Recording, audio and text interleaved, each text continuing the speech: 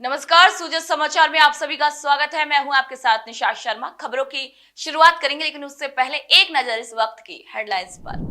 वंदे मातरम के रचयिता को मुख्यमंत्री श्री भजनलाल शर्मा ने दी श्रद्धांजलि। कहा, उनकी रचनाएं हमें राष्ट्र सेवा के लिए करती रहेंगी प्रेरित। महात्मा गांधी इंग्लिश मीडियम स्कूलों को मिल रही है नई दिशा। मुख्यमंत्री श्री भजनलाल शर्मा के प्रयासों से शिक्षा व्यवस्था में बड़ा सुधार। झुंझुनू को मुख्यमंत्री श्री भजनलाल शर्मा की सौगात। शहरी क्षेत्रों में खुलेंगे 8 नए आयुष्मान आरोग्य मंदिर अस्पताल। नोहर में जल भराव से राहत की उम्मीद। मुख्यमंत्री श्री भजनलाल शर्मा की दूरदर्शी सोच से शुरू हुआ परेशानी का समाधान। चलिए अब खबरों पर बात कर लेते हैं विस्तार से। मुख्यमंत्री श्री भजनलाल शर्मा ने आज राष्ट्रगीत वंदे मातरम के रचयिता बंकिम चंद्र चट्टोपाध्याय की जयंती पर उन्हें सादर नमन करते हुए अपनी श्रद्धांजलि अर्पित की है। उन्होंने सोशल मीडिया प्लेटफॉर्म एक्स पर एक भावुक संदेश साझा करते हुए लिखा कि बंकिम चंद्र चट्टोपाध्याय जी की अमर रचनाएं युगों युगों तक राष्ट्र सेवा हेतु हम सभी को प्रेरित करती रहेंगी। पूर्ववर्ती सरकार के कार्यकाल में महात्मा गांधी अंग्रेजी माध्यम विद्यालयों की स्थापना तो की गई, लेकिन इन स्कूलों को ना तो उचित प्रबंधन मिला और ना ही पर्याप्त इंफ्रास्ट्रक्चर और ना ही आवश्यक वित्तीय संसाधन। इन विद्यालयों की स्थिति केवल कागजों तक ही सीमित रह गई, जिससे विद्यार्थियों और उनके अभिभावकों को कई परेशानियों का सामना करना पड़ा। मुख्यमंत्री श्री भजनलाल शर्मा के नेतृत्व में राजस्थान सरकार ने इन स्कूलों की स्थिति सुधारने के लिए ठोस और परिणाम उन्मुखी कदम उठाए हैं। सरकार का प्राथमिक उद्देश्य है कि राज्य के हर बच्चे को गुणवत्तापूर्ण, समावेशी और सुलभ शिक्षा प्राप्त हो, जिससे वे आत्मनिर्भर बन सके और भविष्य में देश के विकास में योगदान दे सके।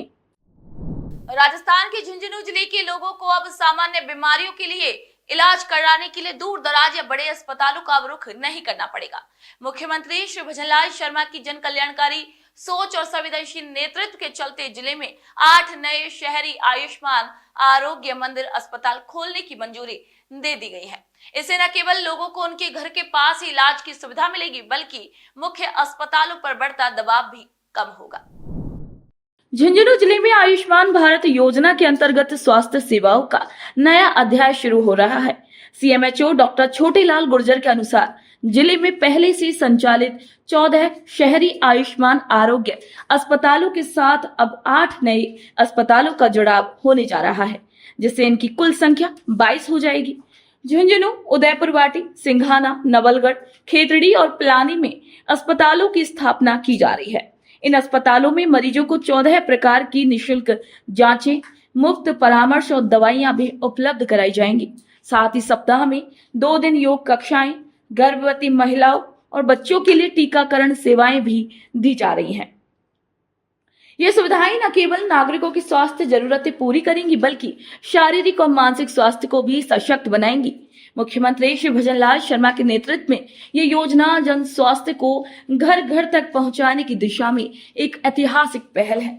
उनका ये दूरदर्शी निर्णय झुंझुनू को ही नहीं, बल्कि पूरे राजस्थान को मजबूत स्वास्थ्य ढांचा देने की दिशा में एक प्रेरणादायक कदम भी साबित हो रहा है।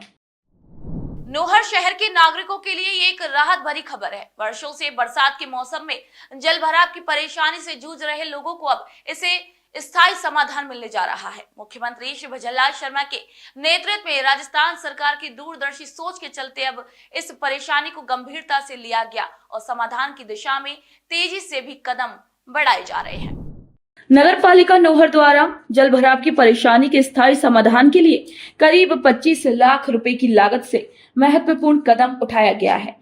ये योजना गुरुद्वारा क्षेत्र, सिंधी बाजार, जनता हॉस्पिटल, सहारण भवन और महावीर पार्क के पीछे की कॉलोनियों में हर साल मानसून में होने वाले जल भराव से राहत दिलाने के लिए तैयार की गई है।